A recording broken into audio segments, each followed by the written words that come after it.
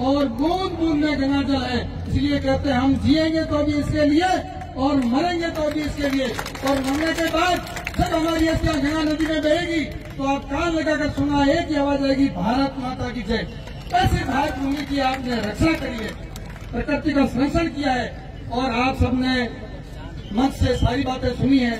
और मैं तो सिर्फ इतना ही कहना चाहता हूँ कि आपकी कौम जितनी बहादुर है उतनी ही अगर शिक्षा पर ध्यान दें और नशे पर ध्यान दें, हम कभी नशा नहीं करेंगे। आपकी समाज बहुत अनुशासित है लेकिन नशे की लिप्त में है और पढ़ाई की तरफ ध्यान कम देते हैं। आप कृपा करके अगर पढ़ाई की तरफ ध्यान दोगे तो वर्तमान में हिंदुस्तान के अंदर सिर्फ काबिलियत की पूछ है और वो काबिलियत सिर्फ शिक्षा से हासिल होती है। इसलिए आप शिक्षा को अर्जित करें और टोटल क्षेत्र के अंदर, टोटल पंचायत समिति के क्षेत्र के अंदर आपको आपके समाज के लिए कोई भी काम के लिए पैसे चाहिए तो मैं 5 लाख रुपए की घोषणा करता हूँ। आप मुझे 30 लाख रुपए दे देना, मैं 80 लाख पैसे उस ग्राम पंचायत के खाते में डाल दूंगा और इसके लिए मैं वचनबद्ध हूँ। बहुत बहुत धन्यवाद। जय हिंद। आप लोगों ने मुझे बुलाया, मान सम्मान दिया, इसके लिए बहुत बहुत धन्यवाद।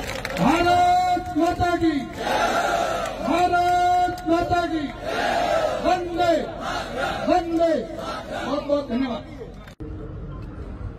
आपने छात्रावास से रैली का आयोजन किया और वहां मैंने वो रैली देखी कि आप लोगों में आज कितना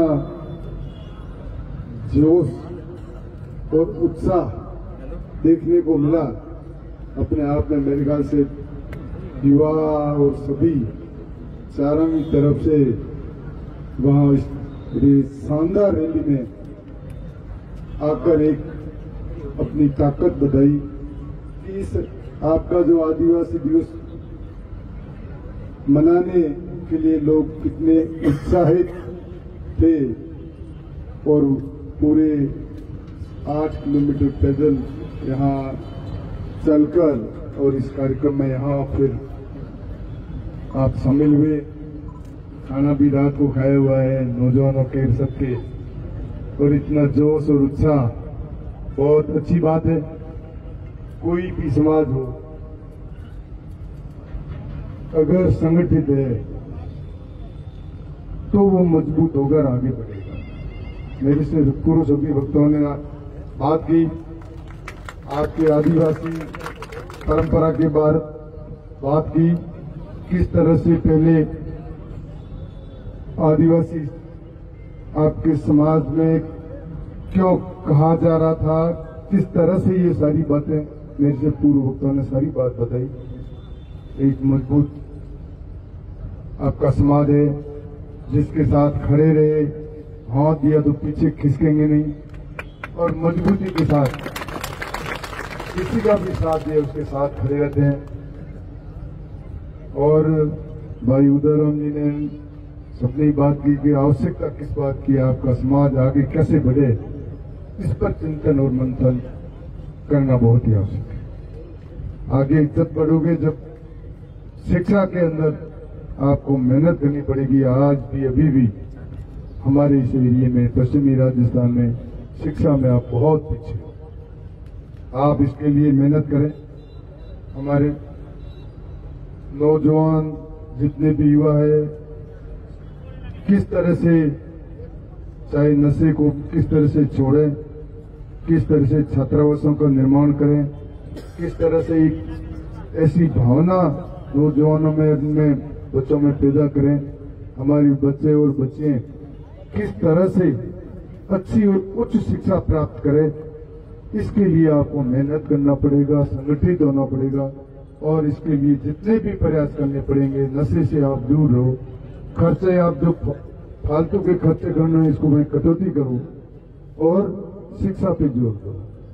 और जब शिक्षा आएगी तो अपने आप विकास होगा, इसमें कोई भी होगा। राजस्थान की सरकार माननीय मुख्यमंत्री जी भी खूब प्रयास कर रहे हैं। आपके समाज के लिए भी हर तरह की योजना है। जोधपुर में आपके लिए ब्लॉक भी अलग खोला है जिसमें कि भाई किस तरह से आप अब अपना पूर्व कोटा तो उधर मीणा वहां ले जाते हैं। राफ वाले लोग 0%, 0.1% भी में नौकरियों में सरकारी फायदे में बहुत पीछे रह रहे हैं, ये बात सबको ही पता है। और इसमें मेहनत करनी पड़ेगी, क्योंकि उनमें शिक्षा ज्यादा, एक एक गांव में IPS IAS कितने है, वो सारे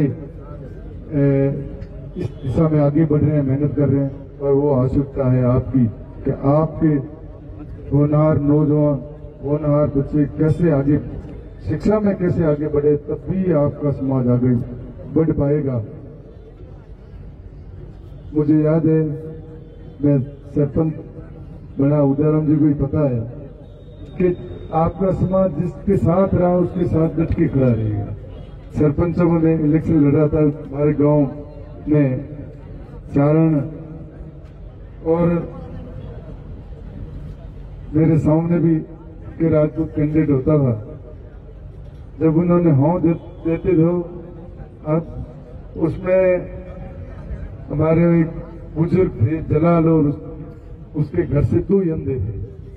और सब जो जावे चारण जाते थे कि भाई जागीदार हो, गांव धनी हो, वोट तो थाने देना है, पर मानो एक बात ही छुट्टी दिया तो कि वाइकिल तो यार में जाया भी वोट है नहीं, वो थी मानो खुला देन दिया कांग्रेस ने, बाकी रा वोट था। अब वो क्योंकि बे वोट यही हुआ जावा नहीं रो कम को ये वोट हुआ जावा हानि और झूठ ले, और पूरा 100% वोट एक तरफा देना। मतलब देखो कितनी होशियारी बुजुर्ग लोग मुद्रो रात कुछ देखो भी वोट तो बना है खुला दे रहा, बाकी बने थोड़ी मर्जी बढ़ा देते हैं। तो ये ढंग महीना मजबूत रहता, और जिक्र भेड़ा रहा, हमारे पेड़ तो हमेशा रहा 3 बार, चाहे MLA रहे तो थारा समाज सहयोग देने में कोई कमी को नहीं रखी, हर बार मजबूती के साथ किया गया। और हमारे में जो तो प्रयास हुआ तो मैं कोशिश भी की, पर हालांकि सब तरह में संतुष्टि वाली बात भी हिमन संतुष्ट भी करना भी ऊपर वाले भी हाथ मगोनी मुझे इंसान हो। पर यह विश्वास देना चाहूँ कि आपके समाज में छात्रावास के लिए भी इन्होंने जो मांगा मैंने वो पैसे दिए, और भी कोई आवश्यकता है तो और लो। बात आपने डिमांड जमीन की है, जमीन के लिए तो आप तैयारी अभी से जल्दी से कोई करो, जमीन चिन्हित करो, उसके लिए अलॉटमेंट कराएंगे, अलॉटमेंट होगी उसके बाद में पैसे भी लगा देंगे, इसमें कोई डर नहीं। पर अलॉटमेंट की बात सर्वप्रथम तो हमें जमीन चिन्हित करनी पड़ेगी कि ये जमीन है, ये हमें दिलाओ, और वो जमीन ऐसी हो जो हम दिला सकते। अब टाइम बहुत 1-1.5 महीना आचार संहिता में बचा है, क्योंकि इलेक्शन नजदीक में, पहले दिसंबर है, अब के शायद नवंबर में इलेक्शन हो सकते हैं, आचार संहिता बहुत जल्दी लग सकती है। इसलिए जो भी काम करना है उस पर मेहनत करें, आपकी टीम चिन्हित कर ले कि इस जगह हमें जमीन ये अलॉट करानी है, तो उसके लिए मैं तो प्रयास पूरा करूंगा कि कैसे ही हर हालत में आपके समाज के लिए जमीन भी अलॉट हो, और उस पर पैसे भी आपके छात्रावास के लिए उसमें भी पैसे हम लगाएंगे, आपको लगाने नहीं देंगे। बहुत बहुत धन्यवाद। पहले भाई गोविंद कह रहे थे कि मानो खाली हुए मावी नगर में उठे एक सभा भवन हारू जमीन दे उगर माते सभा भवन बनाने बात करे, तो अब 2 मत तय कर लो कि सभा भवन खाली बनाई देना है बाहर, या 5 बीघा जमीन अलॉटमेंट कराना है, तो तय कर लो। आपको 5 बीघा जमीन के तय कर लो, उसमें जमीन आप चिन्हित करनी पड़ेगी, आपको मेहनत करनी पड़ेगी कि ये जमीन है। और डॉक्टर साहब हमारे ये भी अब 2-3 बात कहने मुकर है, पर बात तो ये की करनी पड़े जो पार पड़े, और 2-3 बात करो, 2 भी आप तय करे, मन बता दो कल की करना है वो बताए, मन बता दिया, ये में कोई दिक्कत को नहीं। थोड़े समाज वो देन और लारी कौन किसको पक्की करनी बात वो भी करो, हाथ खाली मत कुछ करती है, और तय करे बता दिया। पैयों की घोषणा करानी हुई, थोड़े जो कहनी वो बता दिया कि भाई ये माथे इतना पैया चाहिए, वही पैया मुझे देना, कोई दिक्कत नहीं। कराने के बाद उसको कंस्ट्रक्शन के लिए पैसे चाहिए, वो पैसे देंगे। पहले भी